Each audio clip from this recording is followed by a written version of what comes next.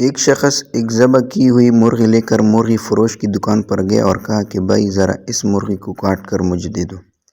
مرغی فروش نے کہا مرغی رکھ کر چلے جاؤ اور آدھے گھنٹے بعد آ کر لے جانا۔ اتفاق سے شہر کا قاضی مرغی فروش کی دکان پر آ گیا اور دکاندار سے کہا کہ یہ مرغی مجھے دے دو۔ دکاندار نے کہا کہ یہ مرغی میری نہیں ہے بلکہ کسی اور کی ہے، اور میرے پاس بھی ابھی کوئی اور مرغی نہیں ہے جو آپ کو دے سکوں۔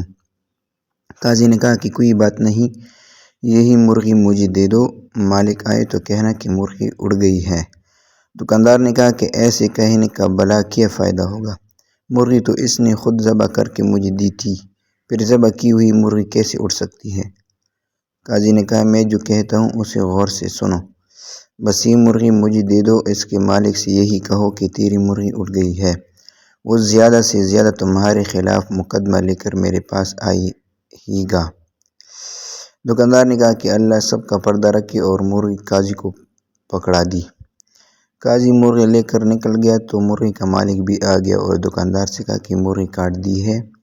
دکاندار نے کہا میں نے تو کاٹ دی تھی مگر آپ کی مرغی اڑ گئی ہے۔ مرغی والے نے حیران ہو کر پوچھا بھلا وہ کیسے؟ میں نے خود ذبح کی تھی، اڑ کیسے گئی ہے؟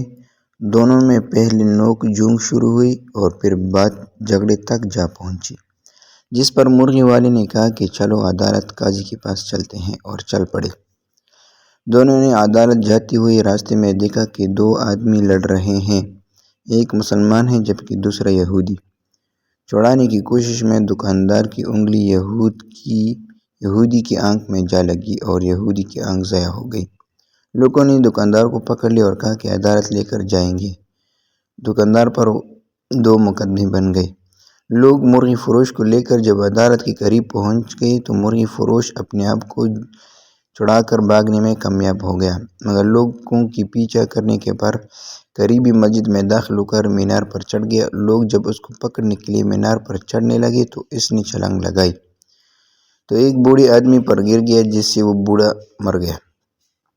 اب اس بوڑھی کی بیٹی نے بھی لوگوں کے ساتھ مل کر اس کو پکڑ لیا اور سب اس کو لے کر قاضی کے پاس پہنچ گئے۔ قاضی مرغی فروش کو دیکھ کر ہنس پڑا کیونکہ اسے مرغی یاد آ گئی، مگر باقی دو کیسوں کا علم اسے نہیں تھا۔ جب قاضی کو تینوں کیسوں کے بارے میں بتایا گیا تو اس نے سر پکڑ لیا۔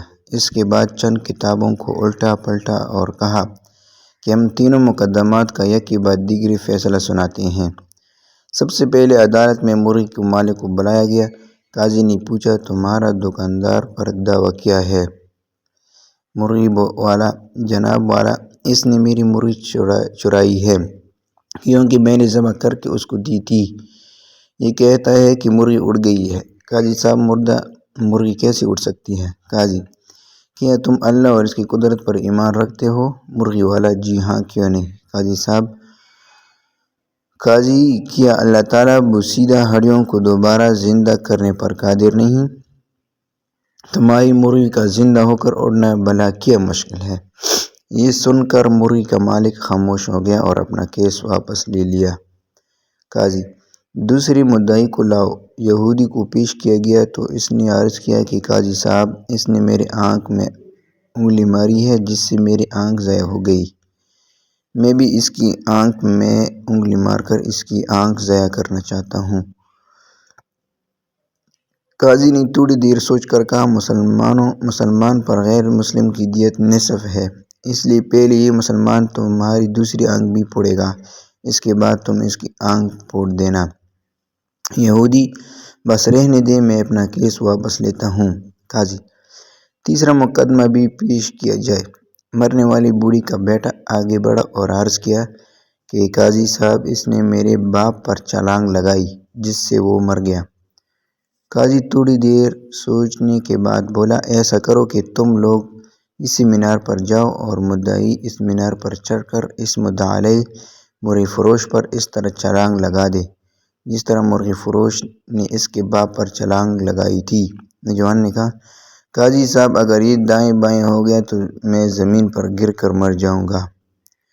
قاضی نے کہا یہ میرا مسئلہ نہیں، میرا کام عدل کرنا ہے، تمہارا باپ دائیں بائیں کیوں نہیں ہوا؟ نوجوان نے اپنا دعویٰ واپس لے لیا۔ نتیجہ: اگر آپ کے پاس قاضی کو دینے کے لیے مرغی ہے تو پھر قاضی بھی آپ کو بچانے کا ہر ہنر جانتا ہے۔ میرے چینل پہ جو بھی نہیں ہے وہ میرے چینل کو ضرور سبسکرائب